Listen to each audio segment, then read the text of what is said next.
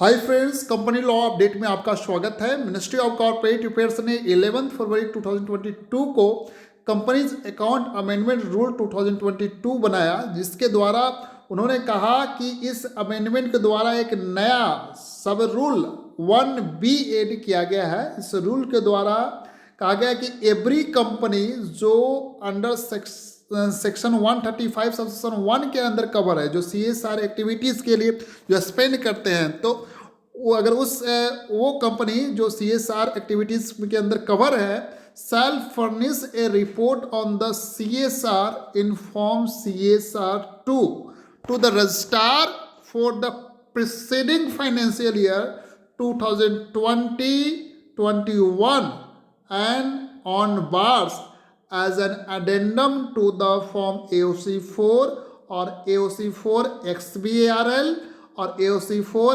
NBFC Indus AS as the case may be। तो financial year 2020-21 के लिए जो CSR की जो रिपोर्टिंग करनी है, जो फॉर्म CSR2 में रिपोर्टिंग होगा, और ये सेपरेट रिपोर्टिंग होगा फॉर द फाइनेंशियल ईयर 2020-21 के लिए।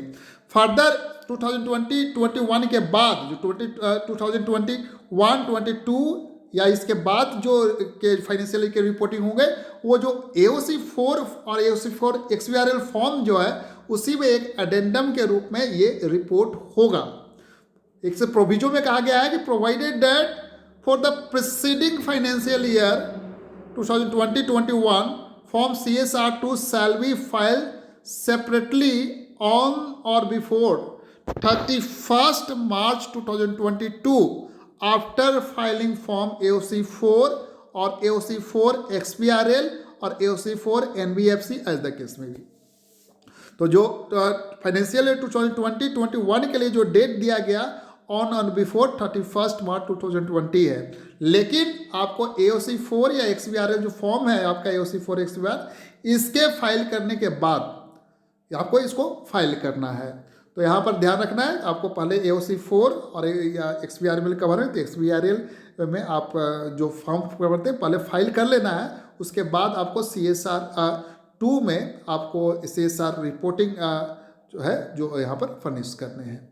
In the side close annexure after form AOC4 CFS the following form shall be insert. इसमें एक फॉर्म इंसर्ट किया गया है, जो CSR2 जो फॉर्म है उसको इंसर्ट किया गया। आप इसको देख सकते हैं, इसको डिटेल है जो आपको सारा इसमें दिया गया है। Financial year to which the CSR detail pertain SRN of the, आपको जो AOC4 वगैरह AOC4 और XBRL जो है फॉर्म जो है, तो उसको पहले फाइल करना, तो उसका SRN यहाँ पर फिल करना है। उसके बाद जो आप फॉर्म AOC4 में भी आप फॉर्मेट में देखते होंगे, नेटवर्थ टर्नओवर नेट प्रॉफिट होता है, तो यहाँ पर उसको आपको रिपोर्ट करना है। Criteria date trigger CSR applicability, किस क्राइटेरिया पे है, टर्नओवर नेट प्रॉफिट किस क्राइटेरिया पे है, तो आपको फिल करना है यहाँ पे।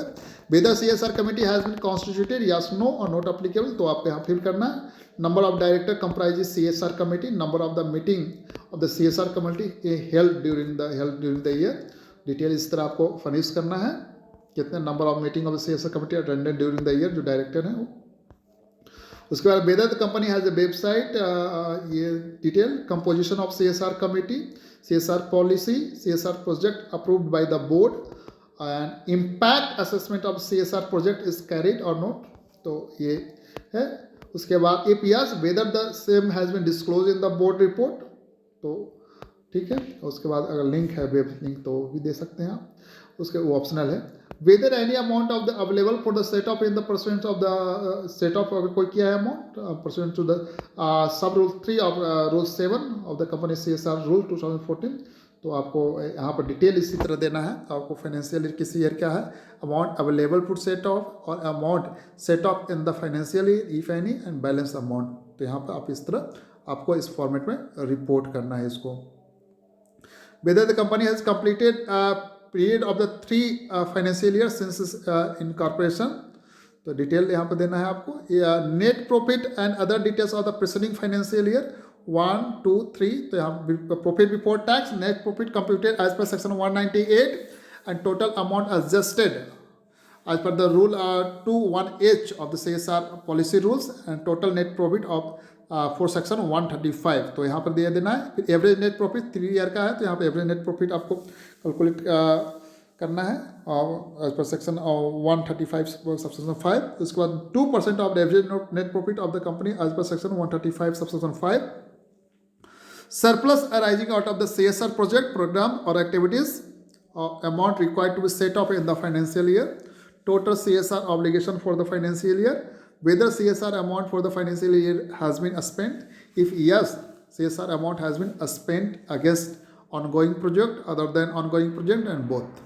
Details of CSR amount spent ongoing project for the financial year. तो इस तरह आप फॉर्म को रिव्यू कर सकते हैं। तो प्रोजेक्ट क्या है यहाँ पर, item from the list of the activities, name of the project, ठीक है। तो ये जो आप डिटेल पहले से देते थे उसमें भी आप देख सकते हैं। यहाँ पे देखिएगा, यहाँ पर mode of through implementing agency, तो उस केस में CSR रजिस्ट्रेशन नंबर भी देना है आपको, जो CSR रजिस्ट्रेशन लेना है, क्योंकि जो पिछले साल ही मतलब ये जो प्रोविजन नया आया था उसके द्वारा डिटेल कोई भी जैसे जिसमें कोई भी सोसाइटी या NGO जो है, जो अगर CSR एक्टिविटी अंडरटेकिंग करते हैं तो उसको MCA में रजिस्ट्रेशन करना पड़ेगा। तो CSR रजिस्ट्रेशन नंबर जो मिलेगा उसका डिटेल यहाँ पे देना है।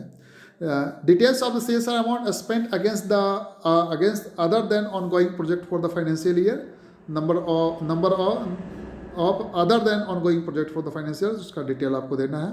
अमाउंट, इसके बाद amount spent in administrative overheads, amount spent on impact assessment if applicable, total amount spent for the financial year, amount unspent, amount eligible to transfer to unspent CSR account for the financial year। तो ये जो है provision यहाँ पर जो है आपका rules के अनुसार उसको यहाँ पर रिपोर्ट करना है। Amount to be transfer to the fund specified in the schedule 7 for the financial year. Detail of transfer और unspent CSR amount for the financial year, तो उसका डिटेल देना है। Unspent CSR account transfer to fund specified in the schedule 7। Reason, अगर specify reason if any company fail to spend 2% of the average net profit, तो उसका reason तो mention करना है यहाँ पे। Whether any unspent amount of the preceding 3 financial year has been spent in the financial year, उसको भी details of the CSR amount spent in the financial year, preceding the financial year। तो ये detail आपको यहाँ पर सारा report करना है। ये न्यू रिक्वायरमेंट है और ये जो अमेंडमेंट है कंपनी अकाउंट्स रूल्स के अंदर। Thank you so much for watching this update.